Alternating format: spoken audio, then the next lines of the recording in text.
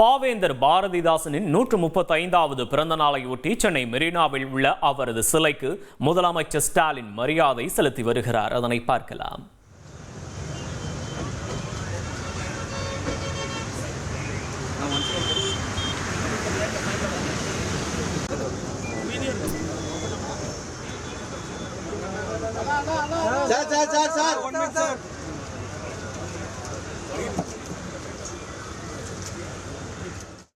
கூடுதல் விவரங்களை செய்தியாளர் தாயுமானவன் வழங்க கேட்கலாம். தாயுமானவன் வணக்கம். கள விவரங்களை பதிவு பண்ணலாம். தாயுமானவன், பாவேந்தர் பாரதிதாசனின் 135வது பிறந்த நாளையொட்டி தமிழக முதலமைச்சர் மு.க.ஸ்டாலின் மெரினா கடற்கரையில் இருக்கக்கூடிய பாரதிதாசனின் திருவுருவ சிலைக்கு மலர் தூவி மரியாதை செலுத்தி வருகிறார். பாவேந்தர் பாரதிதாசனுடைய பிறந்த நாள் தமிழக அரசின் சார்பில் தமிழ் வார விழாவாக கொண்டாடப்படுகிறது. இன்று முதல் வருகின்ற மே 5ஆம் தேதி வரை தமிழ் வார விழா கொண்டாடப்படும் என சட்டப்பேரவையில் அது வைத்தி ஒரு பிளாட் வாங்கணுமா இல்ல ஒரு பிளாட் வாங்கணுமான்னு ஒரே கன்ஃபியூஷன். ஒரு ரியல் எஸ்டேட் எக்ஸ்பர்ட் கிட்ட பேசு. எப்படி? பாஸ்வாலா. Be the boss.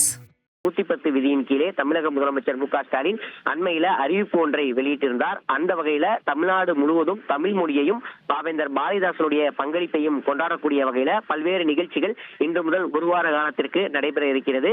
எல்லாருக்கும் எல்லாம் என்று இருப்பதான இடம் நோக்கி நடக்கின்றது இந்த வையகம் என்ற பாவேந்தருடைய கவிதை வரிகளை மையப்படுத்தி அனைத்து மாவட்டங்களிலும் கவியரங்கங்கள் மற்றும் கருத்தரங்கள் நடைபெறும் என தமிழக அரசின் மாணவர்களிடையே தமிழ் மொழி பெருமையை எடுத்துரைக்க பேச்சு, கட்டுரை, கவிதை போட்டிகள் நடத்த பரிசுகள் வழங்க தமிழக அரசின் சார்பில் திட்டமிடப்பட்டிருக்கிறது.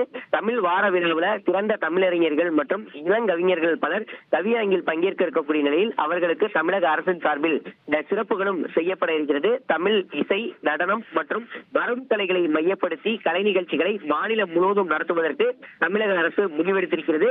தமிழ் மணக்கும் வாரமாக தமிழக அரசால் இந்த பாவேந்தர் பாரதிதாசனுடைய பிறந்த நாள் கொண்டாடப்பட இருப்பதாக அறிவிக்கப்பட்டிருக்கக்கூடிய திருவுருவப்படத்திற்கு முதலமைச்சர் மு.க.ஸ்டாலின் மலர் தூவி மரியாதை செலுத்தியிருக்கிறார். அமைச்சர்கள் மு.க. சாமிநாதன், மா. சுப்பிரமணியன் மற்றும் சேகர் பாபு ஆகியோரும் பங்கேற்றிருக்கிறார்கள். விவரங்களுக்கு நன்றி தாயுமானவன்.